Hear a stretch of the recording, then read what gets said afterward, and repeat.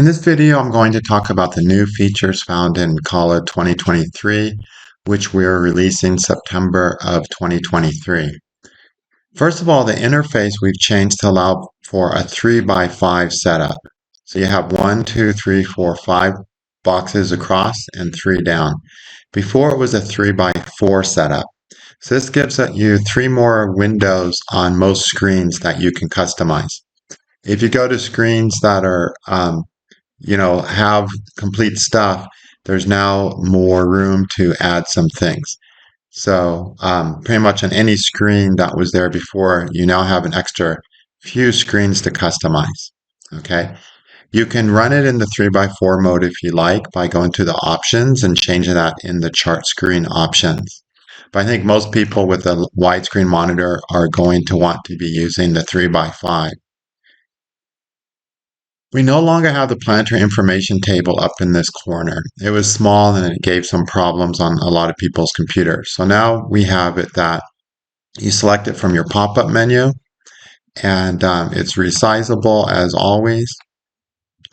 And you can change the column order and what is in the column and what planets are displayed, just like you used to in the old one. So now that's in the pop-up menu. The floating windows that you might pull up, whatever they might be, are now resizable. So you can resize your floating windows and floating tables. We now show the zodiac and the Ayanamsha up on the top of the screen. And in the Vimshatri Dasha, we have added the age all the way down on not only the first level Dasha like we used to, but on the second and third level Dashas as well. Okay. Some of the new features we have, one of the main new features under the screens menu, we have an eclipse, or actually it's under transits. We have an eclipses chart. What this does, it shows the upcoming lunar or solar eclipses. And it also has all the Saros cycle data, which are the cycles of eclipses that span, very long times, about 1600 years or so, which each eclipse having a similar theme. So I'll make a screen on how to or a video on how to use these at some point. But for now, just know that we've got transit eclipse charts with, there's a solar eclipse, lunar eclipse, and you can do all kinds of eclipse searches and jump around the different eclipses in a given cycle or just go from one eclipse to the other. That's one of the new features. We did a lot of stuff with transits. We also have in the tools menu, we have an ephemeris, something a lot of people have been asking. This is printable. It shows 1 month at a time on the screen. It has lots of options that you can select. There is also a Panchanga, so a complete Panchanga setup with all the Panchanga data that, again, several people have been asking for a long time. When you're on a screen and you click on the planets now, you also get the adityas. So you get the Sanskrit translation from the Srimad Bhagavatam of what adityas and which beings are related to that sign. It's actually not a sign, though. It's a solar month, with the first aditya starting in the 30 degrees before the vernal equinox, basically. And the second aditya is the 30 degrees following the vernal equinox. So those are details are programmed into Kala if you want to play around with those. I'll be teaching a lot more on how to actually use those adityas and the symbology attached to them. It's really pretty amazing, actually adds a whole nother level of truly Vedic interpretation to the horoscope. We added some yogas this year. The extra yogas we have Balarishta yogas, which with the Arishtabhanga yogas, those are basically yogas that can cause problems at childbirth, and the yogas that can help overcome those bad yogas and allow everything to still be okay. Okay. You'll see a lot of these come up when people have C-sections, actually, but any kind of birth defects, threats to the mother and child are covered in these yogas.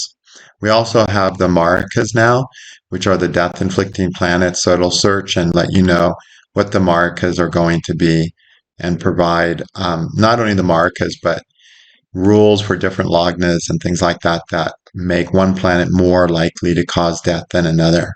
Okay.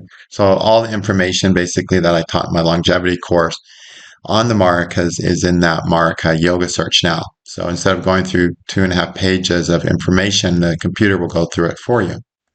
We added a couple Ayanamshas this time. Um, Under the Ayanamsha tab in the calculations option, we now have a Kritikat, the vernal equinox Ayanamsha, and also a Vedanga Jyotisha Ayanamsha, which puts Dhanishta at the winter solstice, actually. And so these are tropical centered nakshatras, but people have wanted to research them, and so we program them into Kala. We've added a bunch of Gemini options. Let's see. In the Gemini tab, one of the options we've done is we've okay, several things. Okay. One thing is in the Yogada tables, you now have the option of using, where is that? Okay, the Parivriti Drekana for the Yogada tables rather than the typical Parashara Drekana. We added that due to some researchers who were using it and thought it worked better. So we give that as an option. Um, Rashi aspects, there's a conventional method. There's also another method that me and some other people have been experimenting with that makes some slight changes to the understanding of those sutras.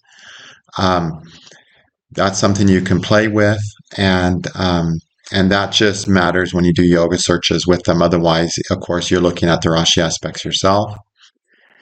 We have a degree-based option for Rashi Dasha lengths for those people who want to research that. There are some of the books out of India from the 60s and 70s that talked about Jaimini suggested a degree-based method for the Rashi Dasha length, so I added that. There's also another option for the Adasha Rashi for Chernavamsha Dasha. So a few extra Jaimini options to play with because of different people wanting to research and try different options on that. One thing we changed is originally the chart files in Kala were encrypted, and so you couldn't really look at them. Now the chart files in Kala are not encrypted anymore, so you can just read them as a text file. You can also use some kind of program, or if you're working with an API, you can open up those text files and get the data out of them. And your charts, of course, are in your documents folder under the Kala folder. So just something easy. We now have a small Shainati Avashtas table right here that will pull up instead of having to go to the Shainati screen. You have your basic Shainati Avashtas here.